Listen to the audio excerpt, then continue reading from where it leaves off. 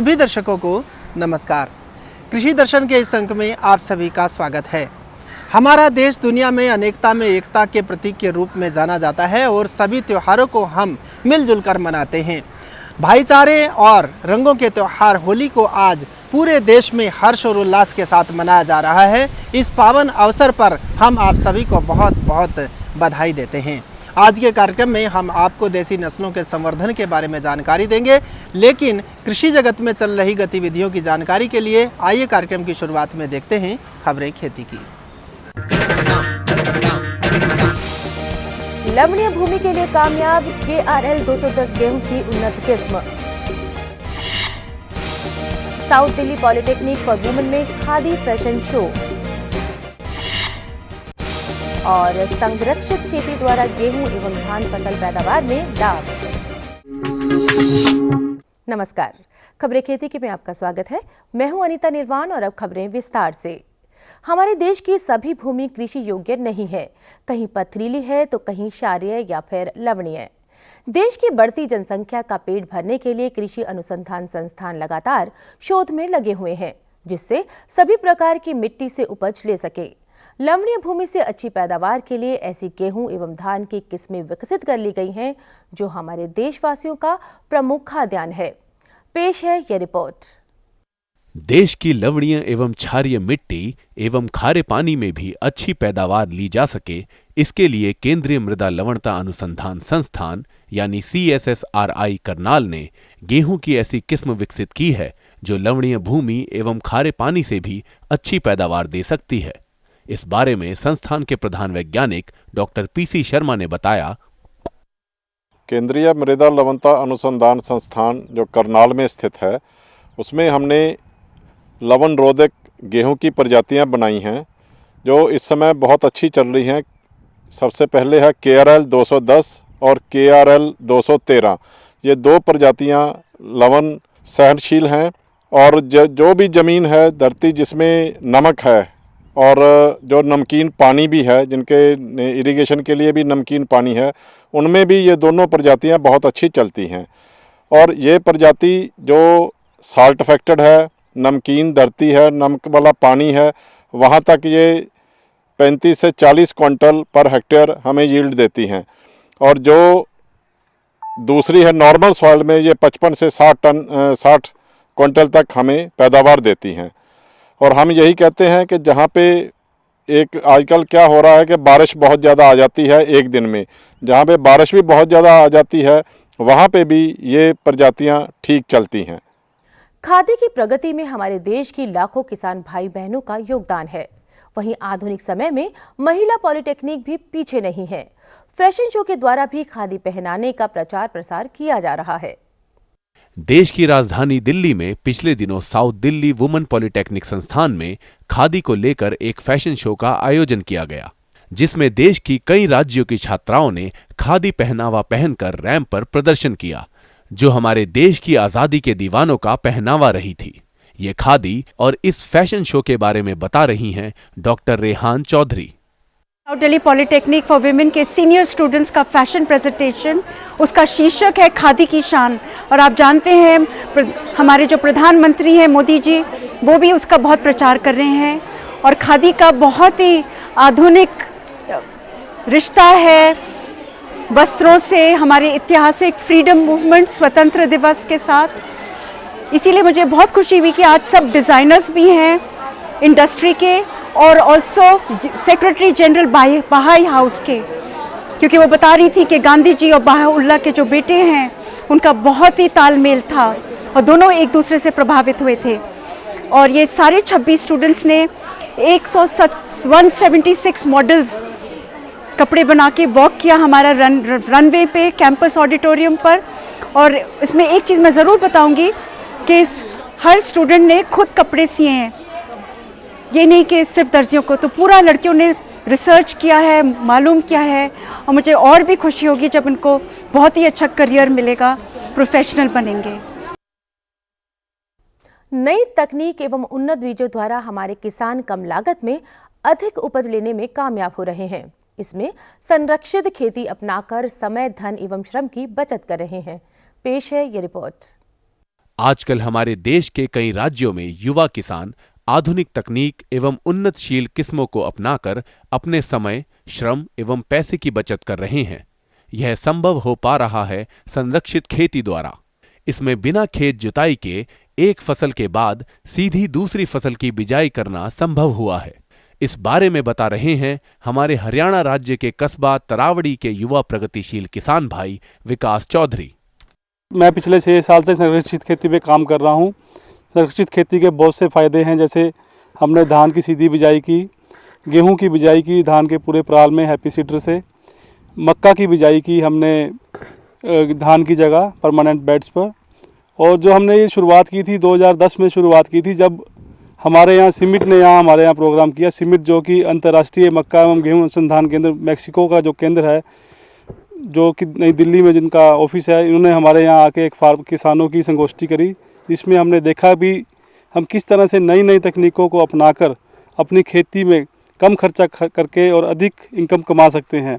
पिछले 6 सालों से हम जो भी काम कर रहे हैं, मैं उन सब इंस्टीट्यूट का धन्यवाद करना चाहता हूं जिन्होंने हमारे यहाँ काम किया, जैसे अंतर्राष्ट्रीय मक्का एवं गेहूं अनुसंधान केंद्र, सिमिट, बायोवर्सिटी इंटरनेशनल, ICR के institute like IARI regional station Karnal, NDRI, CSSRI, directorate of wheat research, state department of agriculture, जिन्होंने समय समय पर आकर हमें मार्गदर्शन दिया, किसानों को अच्छी अच्छी सुविधाएं दी, जिससे कि हमारे गांव के किसानों का मार्गदर्शन हो।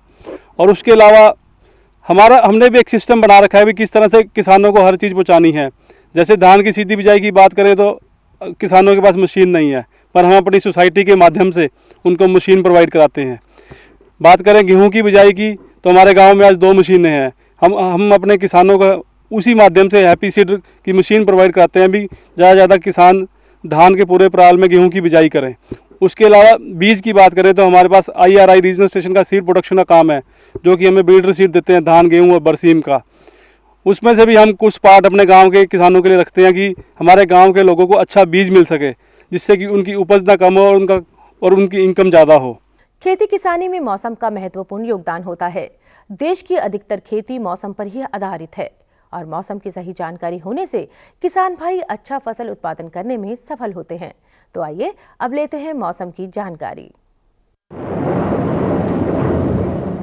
भारतीय मौसम विज्ञान विभाग के अनुसार 24 घंटों में अनुमान है कि जम्मू कश्मीर, हिमाचल व उत्तराखंड के ऊपरी भागों में बादल छाए रहेंगे। देश के उत्तर पूर्वी भागों जैसे सिक्किम, असम, मेघालय व अरुणाचल प्रदेश के अधिकतर भागों में बादल छाए रहने का अनुमान है। पंजाब, हरियाणा, राजस्थान, दिल्ली और उत्तर प्रदेश के अधिकांश हिस्सों में मौसम साफ रहने की संभावना है। देश के निचले व तटवर्ती इलाकों जैसे कर्नाटका, तमिलनाडु व केरला के सभी भागों में बादल छाए रहेंगे। किसान भाइयों, खेती से संबंधित समाचारों का आज का सिलसिला यहीं खत्म होता है। खेती किसानी और कृषि जगत से संबंधित नवीनतम जानकारी के लिए देखते रहिए कृषि दर्शन।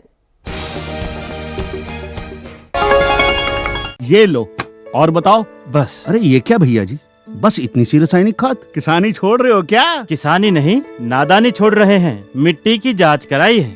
अब तो लालाजी जितनी जरूरत है उतने ही उर्वरक खेत में डालेंगे। हाँ, किसान भाई आज ही अपने जिले की नजदीकी भूमि परीक्षण प्रयोगशाला में मिट्टी की जांच जरूर करवाएं और मिट्टी में पोषक तत्व, नमी व पौधे के विकास को देखते हुए केवल जरूरत के अनुसार ही पोषक तत्व डालें। और हाँ, मिट्टी में गंधक, जस्ता, बोरोन जैसे सूक्ष्म पोषक तत्वों का पता लगाना भी न भूलें। उर्वरक और जैविक खाद के सही उपयोग से भूमि का उपजाऊपन बनाए रखें, उत्पादकता बढ़ाएं, खर्चा घटाएं और बहुमूल्य विदेशी मुद्रा बचाने में भी सहयोग दें। और हाँ, धीमी गति से नाइट्रोजन उपलब्ध कराने वाले उर्वरकों जैसे नीम लेपित यूरिया को प्राथमिकता दें और यूरिया का पत्तों पर छिड़काव करें। अरे वाह, तू तो सचमुच समझदार हो गया रे। अधिक जानकारी के लिए संपर्क करें जिला कृषि अधिकारी या किसान कॉल सेंटर। आज किसान खेती को व्यवसाय के रूप में ले रहे हैं और पशुपालन की तरफ अनेक किसानों का रुझान बढ़ा है। अपने दूध का उत्पादन बढ़ाने के लिए किसान देशी और विदेशी दोनों प्रकार की नस्लों को पाल रहे हैं। लेकिन हम जानते हैं कि जलवायु का हमारे ऊपर बहुत सीधा सीधा प्रभाव पड़ता है और ग्लोबल वार्मिंग की वजह से जहां हमारे फसलें प्रभावित हो रही हैं, वहीं पशुओं पर भी इसका दुष्प्रभाव देखने को मिल रहा है। जब हम विदेशी नस्लों को पालते हैं तो वे हमारी जलवायु में अनुकूलित ना होने की वजह से उनके रखरखाव पर हमें ज़्यादा खर्च करना पड़ता है। लेकिन हमारे देश में पूरब से पश्चिम और उत्तर से दक्षिण हर क्षेत्र में अनेक देसी नस्लें पाली जा रही हैं, जिनके दूध में औषधीय गुण भी अधिक होते हैं। ये हमारी जलवायु में पूरी तरह से अनुकूल हैं, इसलिए इनके रखरखाव में भी हमें कम खर्च करना पड़ता है। देसी नस्लों का संरक्षण करके किस प्रकार हम अधिक से अधिक लाभ कमा सकते हैं, आइए लेते हैं इसी विषय पर ये खास जानकारी।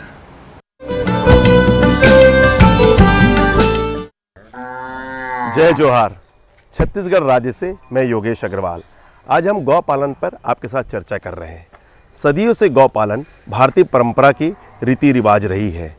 चाहे इसे हम अपना मौलिक अधिकार कह लें या हर गांव-गांव में आज भी गाय पाली जाती है। शहरों में तो कुछ परंपरा कम हुई है, लेकिन फिर भी आज गाय पालना लोग अपना मौलिक अधिकार समझते हैं। चाहे हम इसे रीति रिवाज कह लें या जीवन से जुड़ी हुई घटना कह लें। गौ पालन, गौ संवर्धन आज हमारे देश का प्रमुख उद्देश्य बन गया है। गौ माता के द्वारा किया गया गोबर या उसका गौ का मूत्र हमारे लिए दवाई के रूप में काम आता है। गौ पालन से मनुष्य का सर्वांगीण विकास हुआ है। आज हम गाय का दूध ले लें, आज बच्चा बच्चा गाय का दूध पीता है। दूध पीने से मनुष्य की आयु बढ़ती है, दूध पीने से उसकी उम्र बढ़ती है। इसलिए गौ पालन, गौ संवर्धन हमारे भारतीय मूल्य का एक आधार है। छत्तीसगढ़ में देसी गोधन संवर्धन, संरक्षण और नस्ल सुधार एक अभियान के रूप में उभर कर सामने आ रहा है। छत्तीसगढ़ क्षेत्र के बहुत से गोपालकों ने इस दिशा में अपनी चैतन्यता दर्ज की है और अच्छा प्रतिसाद भी पा रहे हैं।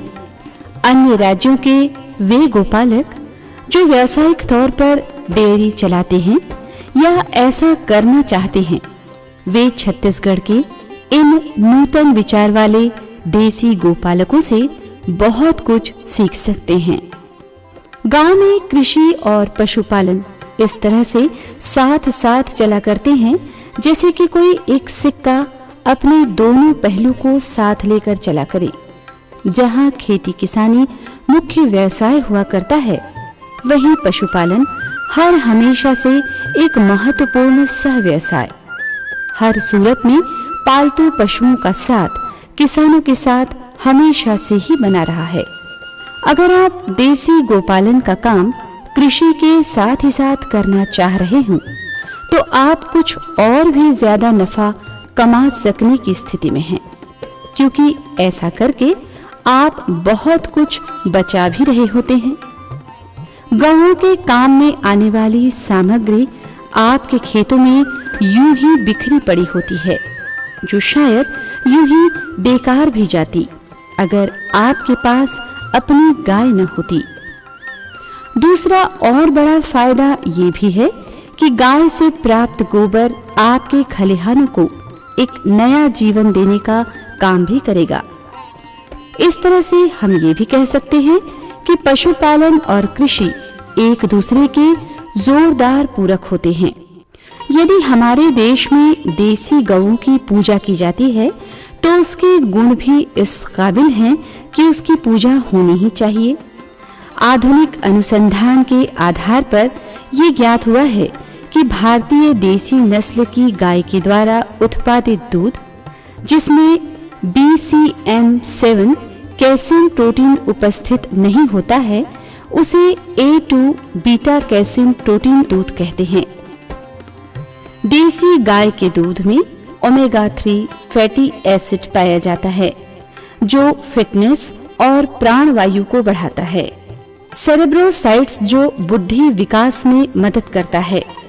छत्तीसगढ़ शासन के कृषि मंत्री और अन्य संबंधित अधिकारियों ने देसी गाय के दूध, गोमूत्र और गोबर की गुणवत्ता को वैज्ञानिक तौर पर भी श्रेष्ठ पाने के बाद इस दिशा में पहल की है। हमारे वेद, पुराण, शास्त्र, हमारे जिनको हम भगवान मानते हैं, वो भगवान और हमारे ऋषि मुनियों ने हमेशा कहा है कि जो गाय है वो गाय हमारे लिए कामधेनु है, और अगर कोई किसान गाय को पालकर अपना जीवन यापन करता है तो वो एक संपूर्ण जीवन यापन उसका हो सकता है। और गाय के पालने के पीछे हमारे जो जैविक खेती की तरफ आज पूरा विश्व भाग रहा है। जैविक खेती को बढ़ावा देने के लिए भी पशुपालन सबसे ज़्यादा आवश्यक है। और हमारा ये माना गया है कि जो गाय का हमारे देश की गाय, जो देसी गाय हैं, उनमें जो A2 है वो सबसे ज़्यादा पाया जाता है पूरे विश्व में। इसके ऊपर में रिसर्च चल रहा है कि दूध में कैसे A2 उपलब्ध करवाया जा सके। और छत्तीसगढ़ की गायों में स्वाभाविक रूप से A2 है जो हेल्थ के लिए सबसे अच्छा है। और छत्तीसगढ़ की सरकार ने अब एक नई योजना लाई है कि 12 लाख रुपए लोन किसान लेगा, नौजवान बच्चे लेंगे और उसमें 6 लाख रुपए सरकार सब्सिडी देगी। और ये शायद देश की पहली योजना होगी जिसमें आधी सब्सिडी है। और उसके माध्यम से गौपालन बढ़ेगा। गौपालन बढ़ेगा तो हमारे छत्तीसगढ़ के बच्चों को दूध मिलेगा। और जब बच्चों को दूध मिलेगा तो उनको प्रोटीन मिलेगा, उनकी हेल्थ अच्छी होगी। और गाय को जो हम कामधेनु कहते हैं, एक बार फिर से, जैसे हम कहते हैं कि इतिहास अपने आप को दोहराता है, फिर से एक बार देश में जैविक खेती के प्रति रुचि बढ़ रही है। और वो जैविक खेती गाय पालन से ही संभव हो सकती है। गाय पालन से ही परिवारों का पालन पोषण हो सकता है, परिवार समृद्ध हो सकते हैं। तो इस दिशा में लगातार हम काम कर रहे हैं। और आने वाले समय में गाय फिर से इस देश के जो वेद पुराण शास्त्र ऋषि मुनियों ने हमको बताया है, फिर से एक बार वो समय आएगा कि हमारे गांव-गांव के किसान जिन्होंने आर्थिक कारणों से पशुपालन बंद कर दिया है, अब फिर से वो गाय का पालन करेंगे। और जिस दिन हमारे देश में गाय के पालन में वृद्धि आएगी, उस दिन हमारे देश की प्रगति और समृद्धि बढ़ेगी। देश के प्रधानमंत्री जी का जो सपना है कि हमारे किसान 1/3 क्षेत्र में पशुपालन, गाय पालन करें, 1/3 क्षेत्र में उगाएं और फल लगाएं, और 1/3 क्षेत्र में फसल का पैदावार करें, तो किसानों की समृद्धि बढ़ेगी। गौ पालन इस दिशा में एक महत्वपूर्ण कदम हो सकता है। और इस दिशा में मैं मोदी जी को भी, हमारे कृषि मंत्री जी को भी, कि जो गोकुल ग्राम योजना लाई गई है और उसमें जिस प्रकार के प्रावधान किए गए हैं, उससे छत्तीसगढ़ का किसान बहुत समृद्ध होगा। जानकारों के आधार पर उचित प्रबंधन से देसी गौवों का भी काया पलट किया जा सकता है। कम से कम भारत में तो अन्य पशुपालन और गोपालन में एक अच्छा खासा भेद है। फर्क इस कारण भी है कि गाय हम भारतीयों के लिए सदा सदा से ही पूजनीय रही है। कहीं कहीं तो हम गोपालन का काम गो सेवा की तर्ज पर भी करते हैं। तो देसी गौवंश के बारे में शास्त्रों में तो उल्लेख है और उसका हमने प्रभाव भी देखा है। लेकिन अभी कुछ समय से एक चर्चा चल रही है, हमारे करनाल के जो national bureau of animal genetic resources के एक अनुसंधान से पता चला है कि हमारे देसी गायों में A2 मिल्क होता है, बीटा कैसीन A2 मिल्क। और ये बीटा कैसीन A2 मिल्क कई मामले में विदेशी नस्ल की तुलना में ज़्यादा उत्तम पाया गया है। हमारे A2 मिल्क सेवन से हम बहुत सारी बीमारियों से बच सकते हैं, जैसे ब्लड प्रेशर, डायबिटीज़, कैंसर, मंदबुद्धि, ऐसी कई सारी बीमारियां हैं जो हमारे देसी गोवंश के दूध के सेवन से हम उससे बच सकते हैं। जबकि जो विदेशी नस्ल की गाय हैं उनमें A1 बीटा कैसीन A1 तरह का दूध पाया जाता है, जिसके सेवन से इस तरह की बीमारियां आज देखने को मिल रही हैं। और उसका मूल कारण है कि BCM7 एक ऐसा तत्व पाया जाता है विदेशी नस्ल के दूध में, बीटा केसोमार्फिन 7 एक फ्रेगमेंट है केसिन प्रोटीन का, जिसके कारण से डायबिटीज़, ब्लड प्रेशर, मंदबुद्धि, कैंसर, तरह तरह की बीमारियां आजकल देखने को मिल रही हैं। अगर भारत को आत्मनिर्भर बनाना है और इन बीमारियों से छुटकारा दिलाना है तो हमें देसी गौवंश के ऊपर ध्यान केंद्रित करना पड़ेगा। भला इससे बेहतर गौ सेवा और क्या हो सकती है कि हमारी गौएं स्वस्थ रहें। इससे बेहतर और क्या हो सकता है कि वे सालों साल दुग्ध उत्पादन के लिए सक्षम भी रहें। और इससे बढ़िया और क्या हो सकता है कि हमारी गौएं जिस भी बछड़े को जन्म दें वो तंदुरुस्त हो, उम्दा नस्ल का हो और बलशाली हो, दीर्घायु भी हो। कि भारतीय नस्ल की गायों का हम फिर से संरक्षण संवर्धन करें और उसका उपयोग गौमूत्र गोबर का खेतों में और उसके बाय प्रोडक्ट जैसे बनते हैं, होम केयर, फेस केयर या क्लीनिंग में बहुत सारे उपयोग की बनती हैं चीज़ें, सारे का हम सर्वांगीण दिशा में इसका प्रयास करें तो मुझे लगता है कि भारत को स्वर्णिम युग में फिर से पहुंचाया जा सकता है। एक मैं आपको डाटा बताना चाहूँगा, पिछले 20-22 वर्षों पहले न्यूजीलैंड में एक रिसर्च हुआ था, तो उसमें ये पाया गया, दूध के ऊपर रिसर्च हुआ था, उसमें 2007 में इसके ऊपर एक पुस्तक आई, devil in the milk, Keith Woodford नामक प्रोफेसर ने पुस्तक लिखी है, जिसके रिसर्च में ये पाया गया कि भारतीय नस्ल की देसी गाय का दूध A2 कहलाता है।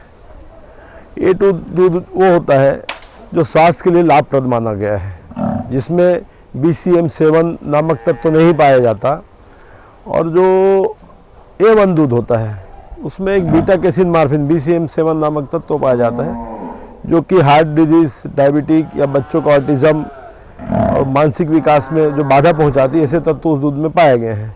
ये रिसर्च 2007 में दुनिया को बताया गया, तो आज अमेरिका, ऑस्ट्रेलिया, चीन और जापान जैसे विकसित देश इसमें काम कर रहे हैं और A2 मिल का बहुत अच्छा से रेट लेकर के मार्केट में प्रोड्यूस कर रहे हैं, जबकि भारतीय गौवंश में सारा A2 दूध ही पाया जाता है अगर उसकी क्रॉस ब्रीडिंग नहीं हुई है। देसी गाय के दूध में 8 प्रकार के प्रोटीन, 11 प्रकार के विटामिन्स भी पाए जाते हैं। ऐसा भी अनुसंधान कहता है कि देसी गाय के 1600 किलो दूध में 10 ग्राम सोना होता है, जिसके सेवन करने से रोग प्रतिरोधक क्षमता बढ़ती है। देसी गौ के गोमूत्र में मुख्यतः 16 खनिज तत्व पाए जाते हैं, जो शरीर की प्रतिरोधक क्षमता को बढ़ाते हैं। भारतीय मूल की गाय के पंचगव्य दूध, दही, घी, गोमूत्र और गोबर मनुष्य के शरीर के अंदर पंच तत्व अग्नि, जल, वायु, आकाश और पृथ्वी का संतुलन बना देता है और शरीर निरोगी हो जाता है। इतना ही नहीं, भारतीय मूल की गाय के शरीर से पवित्र गुग्गल जैसी सुगंध आती है, जो वातावरण को शुद्ध और पवित्र करती है। भारत की गाय है, उस गाय को पूरे विश्व ने माना है कि वो सभी प्रकार की प्रकृति में, सभी प्रकार के मौसम में सबसे ज़्यादा उपयोगी और उपयोगी दूध कोई हो सकता है तो भारतीय नस्लों की गाय का हो सकता है। इसलिए भारतीय नस्ल की जो गाय हैं, चाहे वो गीर हो, चाहे वो खरथाफर हो, चाहे वो हमारे यहाँ की अन्य गायें हों, हमारी देसी गाय, अगर हम छत्तीसगढ़ की देसी गाय का, जिसको हम कौसली गाय कहते हैं, तो उसमें सबसे ज़्यादा A2 का तत्व पाया जाता है। तो आने वाले समय में पूरे विश्व की अगुवाई गौ पालन में अगर कोई करेगा तो हिंदुस्तान करेगा और उसमें छत्तीसगढ़ अगुवाई का केंद्र बनेगा। इस दिशा में लगातार हम काम कर रहे हैं। 100 बात की एक बात, अमृत तुल्य देसी गाय के दूध की उपलब्धता जितनी ज्यादा होगी, हमारा देश उतना ही स्वस्थ होगा। गाय पालना, गाय का संवर्धन करना हमारा मौलिक अधिकार है। अगर हम भारत राज्य की उन्नति चाहते हैं, भारत का सर्वांगीण विकास चाहते हैं, तो गौ पालना बहुत ज़रूरी है। इससे हमको अच्छा दूध मिलेगा, इससे हमारी आर्थिक स्थिति भी बहुत मजबूत होगी। तो आइए, हमने कोशिश की है आज के इस कार्यक्रम में गौ पालन, गौ संवर्धन पर आपको कुछ बातें बताएं। उम्मीद है आप इस कार्यक्रम से ज्ञान लेकर के गौ पालन, गौ संवर्धन को महत्व देंगे और भारत की आर्थिक व्यवस्था और भारत को समृद्धि की ओर ले जाएंगे। मेरे साथ बोलो ए बी। अरे नादान, बच्चे को ABC सिखा रहा है। अरे काम धंधे की ABC तू कब सीखेगा? ये देख विज्ञापन। तेरे जैसे कृषि विज्ञान सीखे हुए युवाओं के लिए भारत सरकार के कृषि मंत्रालय ने एक योजना बनाई है, AC-ABC। AC-ABC? जी हाँ, AC-ABC यानी एग्री क्लिनिक्स और एग्री बिजनेस सेंटर। इसके तहत कृषि विज्ञान पढ़े युवाओं का चयन होने पर उन्हें मुफ्त ट्रेनिंग दी जाती है और हाँ, अपना कारोबार चलाने के लिए बैंक से लोन भी मिलता है। इसके साथ ही अगर युवा अपने इलाके के किसानों की खुशहाली के लिए उन्हें खेती बाड़ी व अपने कारोबार से जुड़ी लाभदायक जानकारी देते रहेंगे, तो उन्हें लोन पर 36 से 44% तक की सब्सिडी भी मिलेगी। तब तो मैं जरूर सीखूंगा काम धंधे की ABC। शाबाश, चलो अपनाएं स्वरोजगार, खेती में हो विकास अपार। आपको हमारा कार्यक्रम कृषि दर्शन कैसा लगा? अपने सुझाव प्रतिक्रियाएं एवं सवाल हमें इस पते पर भेजें। कृषि दर्शन, कमरा नंबर 10, CPC दूरदर्शन, खेलगांव, नई दिल्ली 110049। जुड़िए हमारे साथ ट्विटर पर twitter.com/कृषिदर्शन-dd, फेसबुक पर facebook.com/कृषिदर्शन-dd और देखिए कृषि दर्शन अब यूट्यूब पर भी youtube.com/user/कृषिदर्शन-dd। भेजे हमें मेल कृषिदर्शन-dd@gmail.com पर। ये था हमारा आज का कार्यक्रम। आपको कैसा लगा? आप अपनी प्रतिक्रियाओं से हमें ज़रूर अवगत कराइएगा।